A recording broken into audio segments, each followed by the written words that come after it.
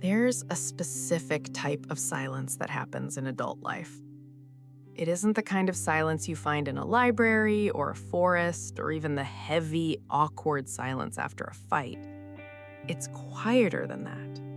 It's the sound of a group chat that hasn't seen a notification in 7 months. It's the ritual of typing, "We should catch up soon," into a text box, and both of you knowing deep down that soon is a placeholder for never. We're taught how to handle breakups, or taught how to grieve a death, but nobody really talks about the slow, silent evaporation of the people who once knew every single detail of our lives. There's no ceremony for it, no funeral, no official closing of the chapter, just a realization, usually on a Tuesday at 2 p.m. while you're scrolling through your feed, that someone who used to be your entire world has become a stranger with a familiar face. And the question nobody asks out loud is, when did it stop being worth the effort? The risk isn't losing friends to a dramatic betrayal or a screaming match. It's something much more insidious. It's mutual neglect disguised as just being busy. It's the slow, quiet dissolving of connections to the people who once defined you. Think about it. The people who saw you through your first real job, your worst breakup, that weird year in your 20s when you thought you could pull off a fedora, those people are the keepers of your history. When those friendships disappear, you don't just lose a person, you lose a version of yourself that only they remember. The risk is waking up at 35 or 40 with a contact list full of names that feel like ghosts. Looking back and realizing the people who built your foundation didn't make it to the housewarming. And the truly unsettling part, you're not sure if it's their fault or yours. We tell ourselves, it's fine, we're adults. We have careers, partners, mortgages, we're settled. But settled can very quickly start to feel like isolated. We trade the messy, vibrant, constant connection of our youth for a polished, singular life where the only people who really know us are the ones we live with. And if that foundation ever shakes, you realize you've let the safety net rot away, one unreturned text at a time. I can pinpoint the exact moment I noticed it happening. It wasn't a big realization. I was just standing in my kitchen, waiting for the kettle to boil, and I realized I had a story I wanted to tell. A small, stupid thing that happened at work. And for the first time in 10 years, I didn't know who to send it to. I looked at my phone. My recent list was all work colleagues and my mom. I scrolled down to a name that used to be at the very top. We had been inseparable. We used to spend 4 hours on the phone just talking about nothing. I saw our last interaction. It was 8 months ago. It was me sending a meme and them responding with an emoji. That was it. That was how the great friendship of 2015 ended. Not with a bang, but with a thumbs up. This is the uncomfortable reality of adult friendship. It requires an amount of energy that most of us are already spending elsewhere. We are exhausted.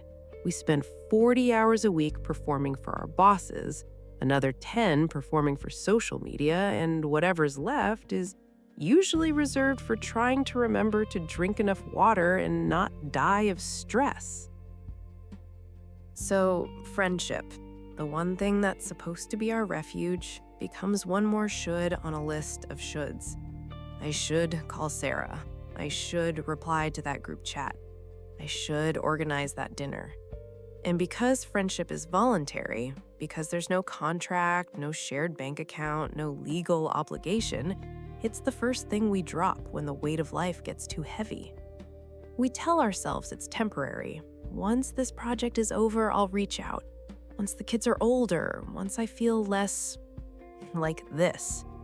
But once is a moving target. And here is the part that's hard to admit. Sometimes we're the ones who stop trying. Not because we don't care, but because the person our friend remembers isn't the person we are anymore.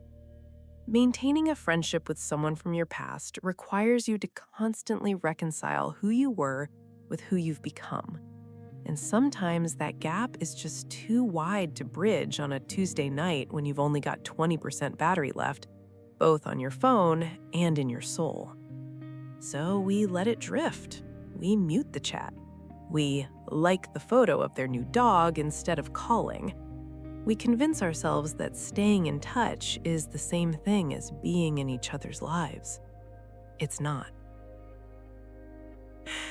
There's a freedom in realizing that not every person who enters your life is meant to stay until the final credits. Some people are meant to be characters in a specific chapter. They were the right people for that version of you. They taught you what you needed to know. They held your hand through a specific dark hallway. But once you're out of the hallway, you realize you're walking in different directions.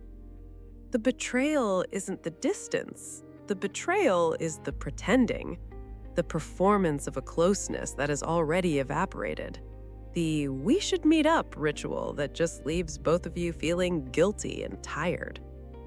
We spend so much time mourning the friendships that are fading that we forget to look at the ones that are actually here. Or worse, we're so busy trying to maintain 30 fine connections that we have no energy left for the 3 that actually make us feel alive. But here's the part that nobody tells you about the gap between the life you want and the life you have. Sometimes the problem isn't that you chose wrong. The problem is that you changed, and the life you built didn't. And friendships are the most obvious victim of that growth. We've been sold this narrative that true friends are for life, that if a friendship ends, it was a failure, that you didn't love them enough or you weren't loyal enough. It's this weird, heavy guilt we carry around, this collection of half-dead relationships we keep on life support because we're afraid of what it means if we let them go. But what if letting go isn't a betrayal? What if it's just an observation?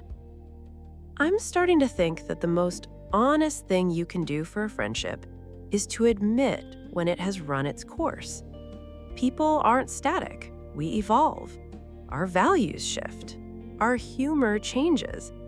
The things that bonded us at 22, the shared trauma of a bad boss, the late-night drinks, the specific brand of chaos we lived in, those things might not be enough to hold us together at 32. And that's okay. The turning point doesn't arrive with fanfare. It's quiet. It's the moment you stop fighting the truth you've been avoiding, the truth that the silence in the group chat isn't a problem to be solved, it's a symptom of a season ending. It happened for me when I finally stopped sending those "we should catch up" texts. Not out of anger, not out of spite, but out of a sudden, overwhelming sense of peace. I realized that I didn't want to catch up. I didn't want to spend 2 hours in a loud bar recounting the last 6 months of my life to someone who didn't actually know who I was anymore. I was tired of the interview-style conversations. I was tired of the "how's work?" and the "how's the partner?" I wanted to be known, and they didn't know me.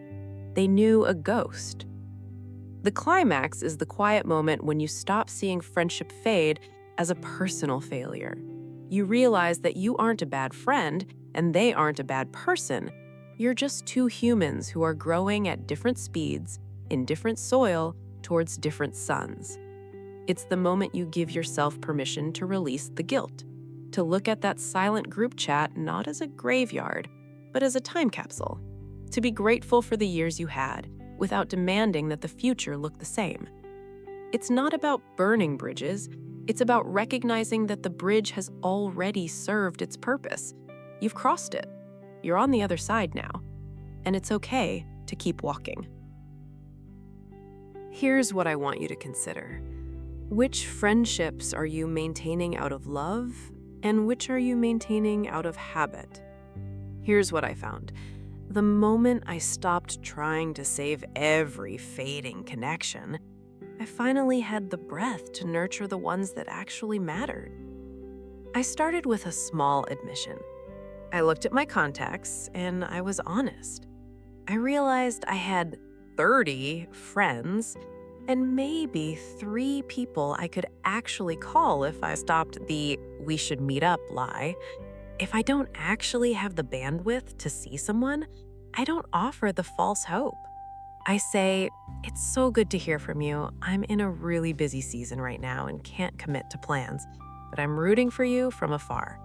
It sounds harsh, but it's actually the kindest thing I've ever done. It removes the guilt for both of us. Second, I started the 5-minute rule. If someone I actually care about pops into my head, I send a text right then. Not a "how are you?" That's a chore. Just a "thinking of you, no need to reply." It maintains the thread without the pressure. And third, I started being the weird friend. I started telling the 3 people who matter that they matter. I stopped performing. I started showing up messy. What I've found is that you don't need a tribe. You just need a few people who see you. Not the version of you from 5 years ago. Not the version of you on Instagram. Just you. Some friendships are seasonal. They are beautiful and necessary and temporary. Letting them fade doesn't make them less real. It just makes them complete. It's not about having answers. It's about asking the right questions and giving yourself permission to be okay with the silence. Because sometimes the most respectful thing you can do for a friendship is to let it end quietly, with its dignity intact. You aren't losing them, you're just making room for who you're becoming.